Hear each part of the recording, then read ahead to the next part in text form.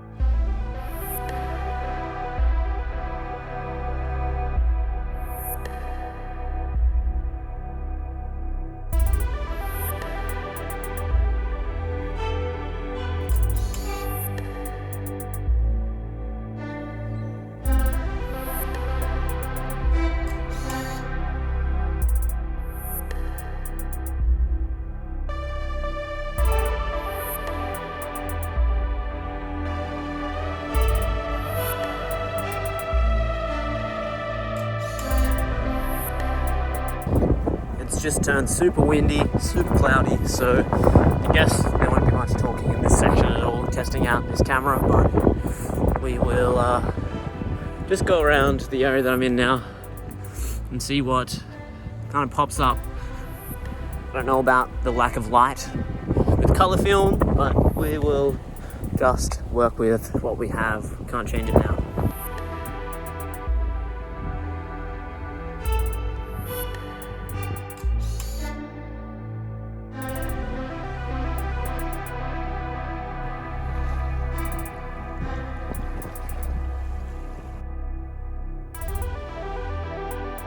How do you guys deal with dull conditions when you have color film? If you could let me know your ideas in the comments below, that would be amazing, because sometimes I've just got no clue and I kind of give up.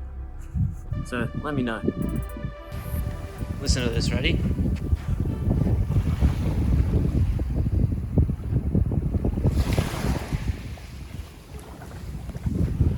Amazing.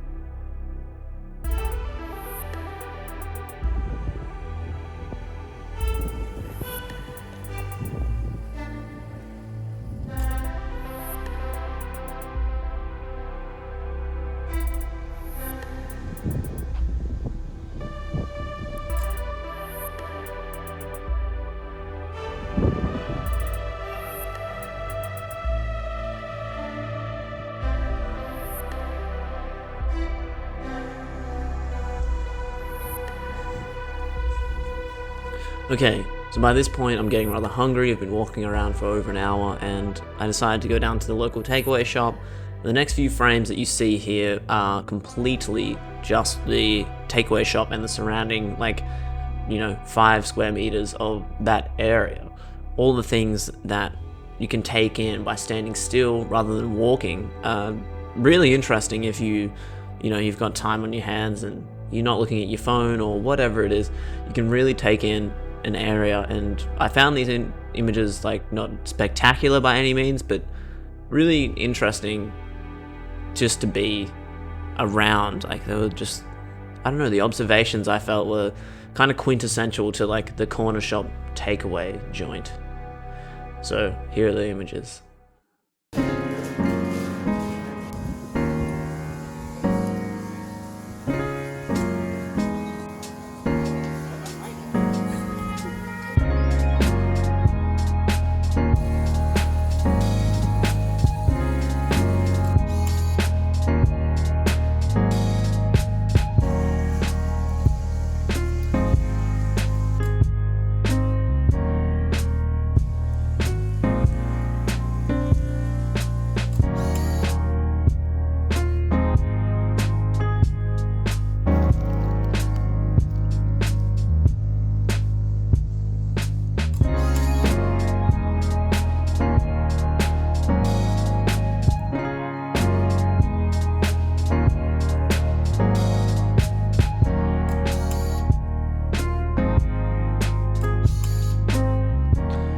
So I guess the biggest thing about this whole episode of cheapest camera finds is the fact that I took out a camera that is worth absolutely no money at all, is so simple, it has absolutely no features, and went out and made photos and kind of took away that complexity that is the whole settings on your RB67. You got to know your shutter speeds, you got to know everything. And I'm sitting outside in days that have been, it was sunny, it was cloudy, it was full sun. It really was a hard thing to meter for, but because I had this point and shoot, all I had to focus on was just the world around me. I had to think about nothing else other than just making photos and just being present. So that was really exciting for me to get back out there and make some images, and also to bring you this video. So I'd just like to thank you for watching, and if you haven't already, hit that subscribe button, because more than 50% of you that watch this don't actually subscribe. So do me a real favor and hit that subscribe button if you want to see more content like this. I'll also link to you the first episode of this video where I take out another Canon SureShot camera, which is an absolute ripper as well. Thank you for watching. I'll see you later. Cheers. I know, it's fluid. Go have a nice and nice.